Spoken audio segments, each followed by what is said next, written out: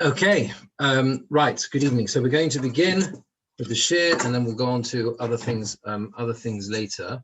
Yeah. Let me just find the second. Okay.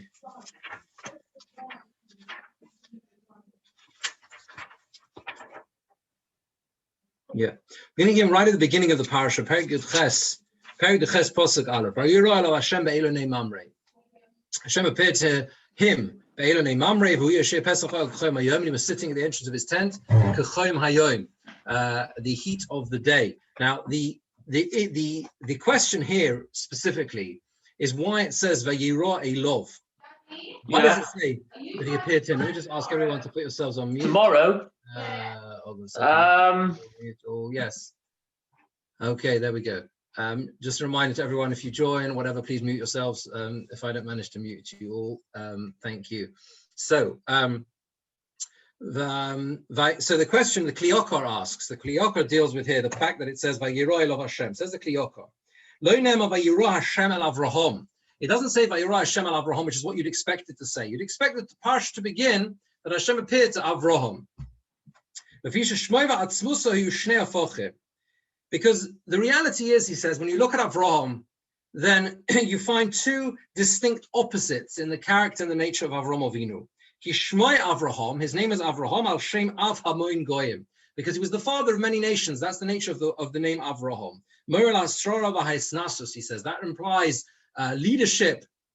That implies the notion of, if you like, being above and being in a position of leadership. But the nature of Avraham Avinu himself, the Atzmusai, of Mikol. In his very nature, he was on of Mikol. He was humbler. Then he was a more humble person than everyone else. You look at the description of Avraham Avinu. Avraham Avinu describes himself as Anochi Ofor Va'efer. And the very fact that Avraham Avinu describes himself as Anochi Ofor Va'efer means there is an essential contradiction in his personality. There's a contradiction in the sense that on the one hand, he's Avraham, he's Av Hamoin Goyim, he's the father of many nations, he has this tremendous position of responsibility. And on the other hand, he is, in his very nature, he is someone who is Ofor Va'efer, he is like dust and ashes. And the consequence of this is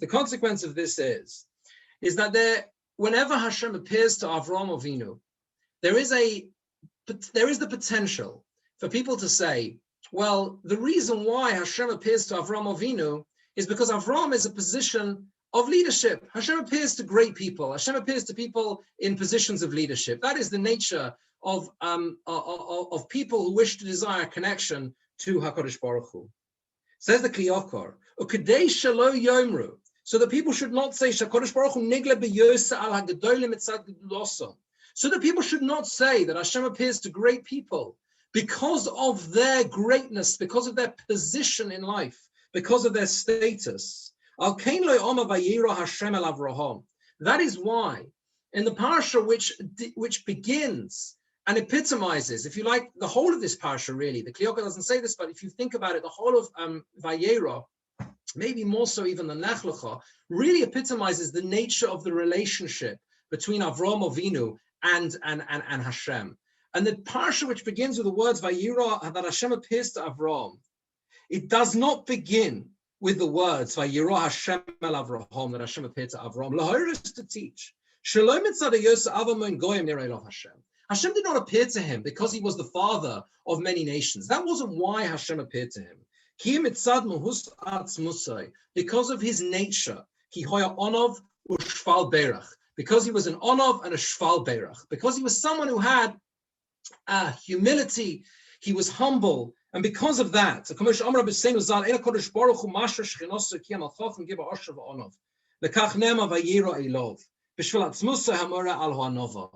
Vayera Elov because it wants to tell you that it is specifically to do with his humility, and not because of his name, which implies the opposite. The danger always is when we learn the psukim, when we learn the Torah that talks about the nature of our relationship with HaKadosh Baruch Hu, is that we think because these people were great, because they were such significant people, that's why Hashem appeared to them. When in fact we know that this is not true at all. We know that Hashem appears, and we believe it's the essence of our faith, that we believe that Hashem appears to people. We can connect to Hashem based on what we have achieved, based on the mila that we've achieved in life, and not in terms of any particular leadership that we might happen to have. I think there's a fantastic connection to this, and this idea of the essence of humility, also at the beginning of the parsha. There's a very famous Ramban. We won't have time to see all of the Ramban, but the Ramban takes us through at the beginning of the parsha a very, very famous dispute between himself and the Rambam. In Mer Nevuchim, the Rambam famously says that this whole first parsha it was effectively a nevuah. He says that when if you like, the appearance of the Malachim all took place in a position of nevuah, and therefore, says the Ramban quotes the Rambam, he quotes the Sefer Mer Nevuchim, Ki nira ilov Hashem b'maros hanevuah, in a prophecy. How was this appearance? How was this prophecy? Ki nosenov b'mara, he raised up his eyes in a vision. There were the three men standing above him. I found favor in your eyes. And this is he says, this is what it says. B'mara hanevuah. This is the whole thing was in a vision. And the Ramban asks many different questions on the Rambam. And he says that if it was the case that it was a vision, then in reality, then it means they weren't actually, he didn't prepare any food for them. The whole incident with Sarah laughing, it was all in a vision. And he says, this cannot be. He says, if you go through the Parsha later, he says, what are you going to do when you get to Lot? The Fidaito, he says, according to the Rambam, you'd have to say the same thing with Lot. The Malachim didn't come to his house. He didn't bake for the matzahs and they ate. Everything was a vision. And he says, and he goes on to say the whole thing is very difficult to understand according to the Rambam. And he disagrees. He disagrees completely with the Rambam and says, he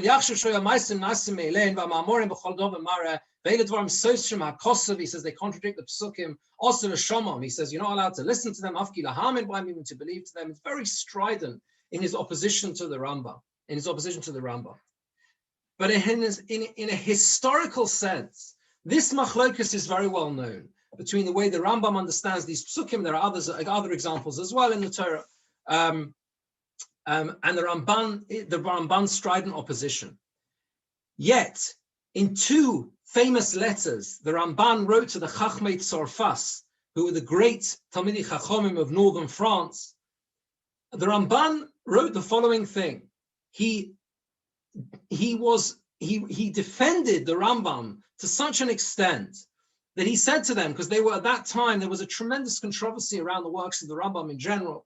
And the Ramban wrote that the purpose in the Rambam writing Mer Nevuchim, he says, was not for those who have been taught reliance upon Torah tradition from infancy and reading a translation, but rather to bring back those who dwell in the far ends of the earth to the fortress of Torah, who, if not for his words and the teachings of his books by which they live, would long ago have faltered. That was the Igeres Ramban to the Chochmei Tzorfas. What you see here, in this machlokas between the Rambam and the Ramban is a tremendous example of this notion of anova. Vayera elov Hashem. Hashem appears to Avram Avinu not because of his status, not because of his position, but because he was elov. It was simply him. He merited that of his own accord. And we have in this very parsha an extensive opposition to the Rambam and Mer Nevuchim led by the Ramban. Yet that did not, in the Ramban's tremendous humility, just because he had a machlokus in Torah, just because he disputed the Rambam's approach in Mer Nevuchim, did not mean that in the same breath he could also defend the Rambam and try to seek shalom, try to seek peace and reconciliation between the great Talmidei Chachomim of his era after after the passing of the Rambam, a true example of the words Vayiro I love Hashem, Hashem appearing to great tzaddikim because of their qualities, because of their midah of anova. I'd like to move on to the to look at the notion of Vatitzchak Sarah. So you have in Parsha in also at the beginning of the Parsha, you'll be very familiar. You'll be very familiar with this. It says Vatzachachesh Sarah. Yeah, so the Malachim come and they give their nevuah, and it says Vatitzchak Sarah, the Kirbal Lemar. Sarah laughs and she says, is this possible that I can once again be young? And Hashem says to Avraham Avinu, why is Sarah laughing? Why is Sarah laughing? He says, is anything too far away from Hashem? He says, be at this time, and Sarah will have a son. And then, the beginning of Sheni, Posuk Tesvov, we have a debate which seems almost impossible to understand. But the Chachesh Sarah, and Sarah denied, Leimor, saying, Lo tzachakti, I didn't laugh. Ki I was afraid. Vayoman, he said, Lo, no. Ki tzachak, because you did laugh. Because you did laugh. Hashem responds and says, no, you did in fact laugh. And this is a very, very, very difficult posuk to understand. Why did Sarah laugh? Rashi learns the posuk with this. Sarah denied, saying, Lo tzachakti. Why did she deny, says Rashi? Ki yorea, because she was afraid. Because she was afraid. Vayoman Hashem said, no, ki tzachakt. For you did laugh. For you did laugh. So what is going on here? Is Sarah denying that she laughed? Is she agreeing that she laughed? What exactly is happening? There's a tremendous insight of Rav Moshe Shapiro, which he brings in one of his pieces, actually on I think it's on Purim. He says the following thing. He says there are two types of laughter. When we talk about the notion of tzchok, there are two types of laughter, and you find both of them sourced within the name of Yitzchak itself. Yitzchak himself, of course, the name means laughter. Yitzchak is named after laughter. The end of the Parsha, it says that towards the end, when Yitzchak is born, there is once again an example of laughter. There's once again an example of laughter. Of course, it's not the only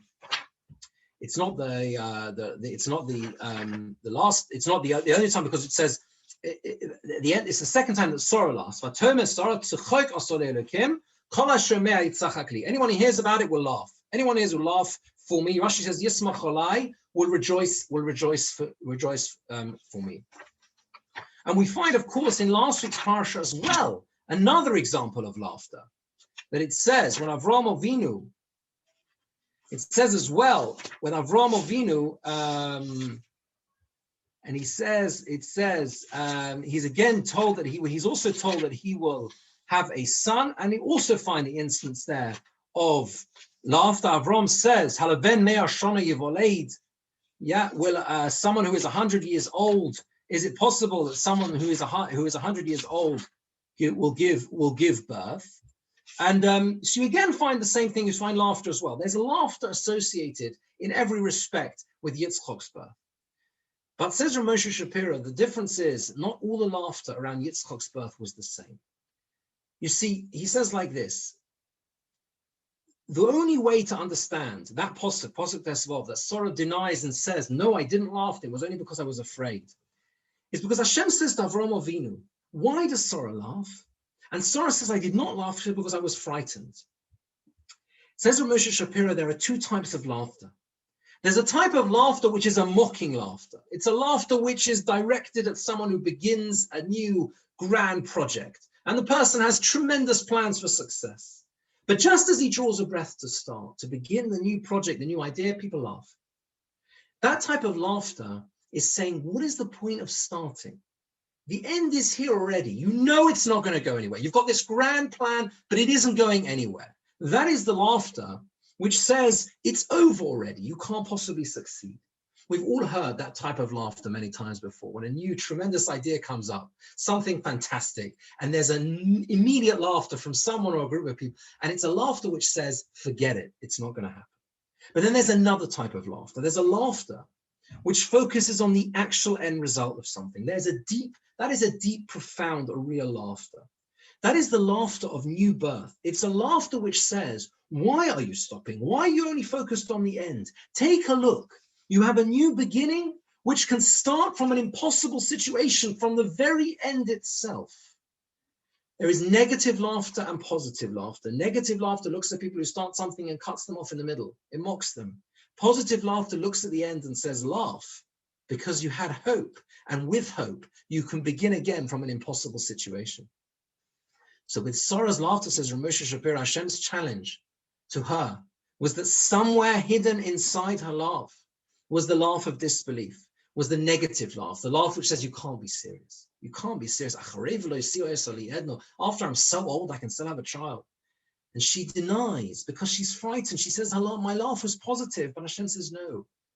Because you have laughed. There was some negative association in that laugh. And as a result, both types of laughter will exist in the world from that point on.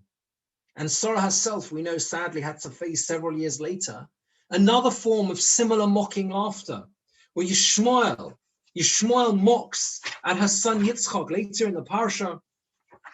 And he says, Vateres Sores ben Hagar HaMitzris, Perek Chofala Posuk Tes. Sarah saw the son of Hagar HaMitzris, Ashiodala Avraham Mitzachek. Again, he was laughing. It was mocking. He was mocking Yitzchak. But what is Yitzchak himself? Yitzchak himself is the power of real laughter. Yitzchak himself is the laughter that can look at a hopeless situation and say, no, there's still hope. Yitzchak is the one who can go through the Akedah and come out alive. It's an impossibility. As the Zohar says, the word Yitzchak is made up of Ketz Chai. At the end, there is life. It's an impossible situation. Yitzchak epitomizes someone who is able to look at life and say, you think it's the end? No, it's not. There's still life. That's the laughter. That is the Yitzchak. That is the tzchok that's inherent in Yitzchak's name.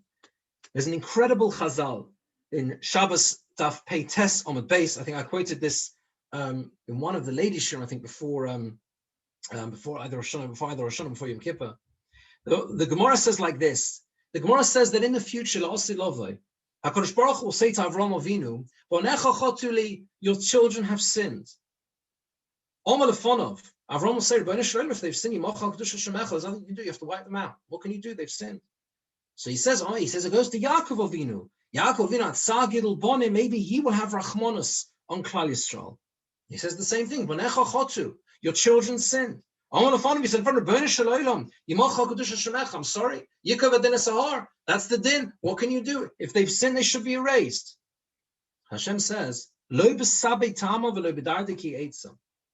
isn't reason with the elders, and there's no eitzah in the young. In other words, I can't find any solution. I can't find any solution in the elders. They have no way. They have no rachmanos on Klal Yisrael. He said to Yitzchak, your children have sinned to me. They're my sons, not your sons. What do you mean? Now they're my sons, not your sons. Why are you calling them my children, not your children? And then Yitzchak says like this, how much have they sinned? He says, how long does a person live for? 70 years. Okay, he says, take off 20 years where they won't be punished for. Because that's the rule till the age of 20. Certain circumstances, situations, they're not punished to the age of 20. Left with 50 years. He says, take off 25 years, which are nighttime. So they can't sin during the nighttime. They can't do Averis during the nighttime. Okay? You're left with 25 years. Take off 12 of those, 12 and a half years, which include times for davening, for eating, and using the bathroom. You're left with 12 and a half years. He says, if you can cope with 12 and a half years of Averis, great. And if not, half me, half will be mine, and half will be yours. And if you're going to say half of them, they should all be mine, and you need me to bear those Averis of Klal Yisrael to enable their salvation, you want me to bear the whole lot? I will respond to you, says Yitzchak to Hashem. Hakarevas nafshi kamoch. I offered myself in front of you. I gave my life for them. And then says this incredible Gemara. They open their mouths and they say, Ki ato avinu, you Yitzchak, you are our father. And Yitzchak says, why are you praising me? Praise Hashem. And they raise their eyes on heaven and they say, Ato Hashem avinu ga'aleinu me'olam shemecha. you are always your name exists forever, your salvation. And the power of this medrash, of this chazal, is it sums up the essence of Yitzchok. Yitzchok's name means laughter, but it's not the laughing of the laughter of mocking. The name of Yitzchok means someone who is able to look at an impossible situation and still see hope. Only Yitzchok can defend the Bnei Yisrael, Klal Yisrael at the end from the Averos. Avram can't see it, Yaakov can't see it. Yitzchok, who we know so little about, there's very little about Yitzchok in the Torah. But he is the one who's able to stand up and say, I can see the end I can see something beyond the end. The end seems like it's here. It's the Kates, it's the end, and there's still Chai, there's life afterwards. That is the essence of Yitzchok Avinu. Finally, Perek Yud Ches Posuk Yud Tes, Ki Yadativ. Perek Yud Ches Posuk Yud Tes, we have the Hashem says Vashem Omar, Posuk Yud Zayin says Vashem Omar. It says the people, the Malachim went up and they went to Sodom, and Avram Aleichem L'Shalcha, Avram went to send them. Vashem Omar, and Hashem said, should I hide from Avram Avinu that which I'm doing? Avram is going to be a great nation, someone very strong. And all the nations of the land will be blessed through Avram Avinu. Ki Yadativ, says the Posuk Yotes. We generally translate this as for I know, but Rashi understands the word Yadativ. Rashi gives two Peshotim here and says that like this. Yadativ means effectively chosen, chibo, to be cherished. But it really is the same thing, because someone who is mechabev esa'odom, mekavro etzlo v'yodu makiro. If you cherish someone, if they're close to you, you draw them near, you know them, you recognize them. V'lomo yadativ, the question is why? Why do I know him? Why have I drawn Avram Avinu close? Because because he will command his children and his household after him, the Shomru Derech Hashem, and they will guard the way of Hashem, to do justice, to do righteousness and justice, so that Hashem will bring all the brachas to Avram Avinu. It's pointed out that this is the only place in the Torah where the Torah explicitly says why Hashem chose Avram Avinu. Ki Yadativ, I've chosen him, I've drawn him near, because I know that he will pass the message on to the next generation, on to his children. I mentioned this last Motzei Shabbos at the Avos Sabonim, and I was very pleased that we were able to hold one Avos Sabonim in person in the shul. There will, Yetz Hashem, be many more, but and of course we will be carrying on, as we'll explain in other ways, in virtual ways. But the fact is that the beauty of that moment of Avos Sabonim was to sit there on Parshas Lech Lecha Vayera, when the essence of Avram Avinu is pass the message on to the next generation. But I think that the question we ask, of course, legitimately on this is, how does Avram Avinu achieve this? How does he pass the message on? And I think there is a clue to this at the end of the Parsha. At the end of the Parsha, if you look at there is a very small Parsha which seems out of place, and it's even more surprising, I think, because it forms part of the Kriyas HaTorah for Rosh Hashanah. You know, we on Rosh Hashanah we do Hashem Pokades Sarah on first day Rosh Hashanah. We read the story of the sending away of Yishmael, and then we have in the beginning of Shishi, Perek Chof Aleph Posuk Chof Beis Vayhi Bo'es Hahi, and it was like Yom Avimelech Chafichol Sar Tzavoi. You have this dialogue between Avram Avinu and Avimelech and Fichol Sar Tzavoi. And he make a shvua to me, Velokim, Heino, if you'll do anything wrong to me and my grandchildren, great grandchildren, right? Do the kindness I've done to you, you should do with me. That's what he says. And Avram says, Anochi Ishovea. Anochi Ishovea, I will make an oath. And it says like this. And then it goes on to explain that that's right. Vayikach Avraham later on Pasuk Chav Zayin. Avram takes a tzon of Vokar Vayitein Avimelech Vayichrosu Shnehem Bris, and they both make a covenant together. And Avram Avinu puts the 7 sheep by themselves, and he says, "Why have you done this?" And he says, "Because these 7 sheep you shall take from my hand, they should be a witness that I've dug this well," and that's why they call it Be'er Shava. So they make Why is it now that Avraham Avinu is suddenly interested in creating and making a covenant with the local rulers? What is going on here? So the answer is that I saw a number of years ago. Avraham Avinu is now well over 100 years old. He now has a 2-year-old infant son. Yeah, he's old by now. He's a little bit older than that. With the Yishmael, but he's got this young boy, this young son. The locals have now seen the beginning of the fulfillment of the promise. I will make you into a great nation. By now, Avram knows that his own time is drawing to a close. But the people, the local rulers, they know him, they know his values. And they know by now that he will do, as it says earlier in the Pasuk, he will pass on his values, his heritage, his tradition to his son. But they also know, from their perspective, that he and his children will keep their promises, because that's what they do. And that's why now the oath is worth so much to them. Okay? You notice that Avimelech is the one who approaches Avraham and says, make an oath to me if you do anything wrong to me. Avraham doesn't extract that from Avimelech, because Avraham presumably doesn't think it's worth it, right? But Avimelech wants to extract this from Avraham, and he knows that it's worth it.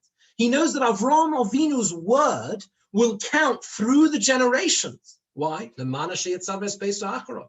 epitomizes Avraham. What he believes in, his children will believe in too. And then we find something fascinating.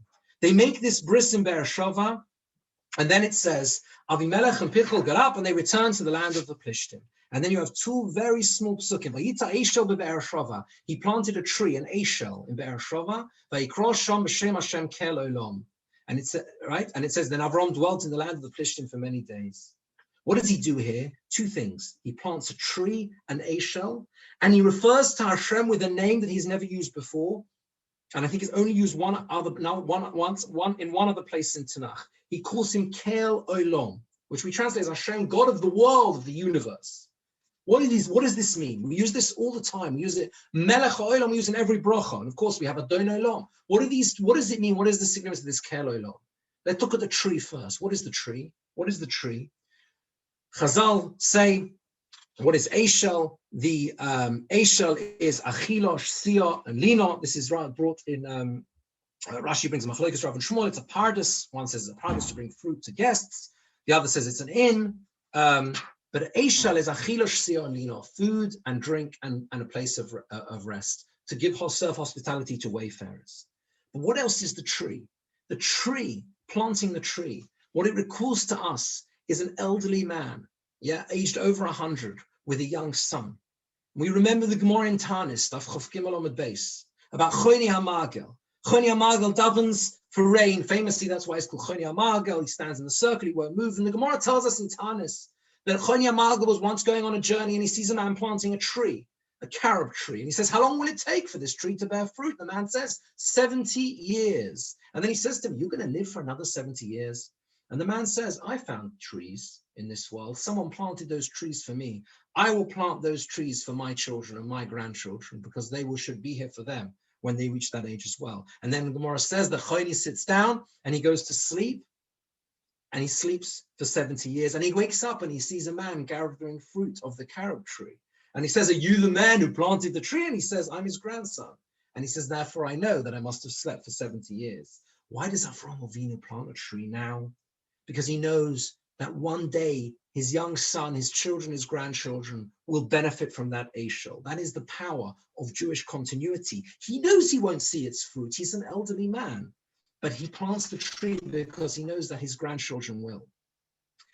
How does Avraham invest in the future? The paradox is that Avraham Avinu inspires his children by planting a tree now, today, by investing in the present, not by dreaming of something in the future, but by living and doing everything he has to do, everything Hashem asks him to do in the here and now. That is what he wants. That is what he does. And that is why we can understand the notion of why he says the words Kel Olam. What does Olam mean? Olam means the universe. It means the world. It means the world. But it also means hidden. Ne'elam. That's what it means to hide. That only Hashem understands. It understands the nature of this world. the greatest expressions we have of living in the present is when we say a bracha. We say a bracha on food, for example, right? Over things that take place in the You've present. been placed on hold. Please wait. We say a bracha on the present, and we say the words Melech HaOlam, Master of the universe. Now Hashem is in control. Hashem is in control. Hashem knows what's going on. Rav Hirsch, I think, discusses this idea.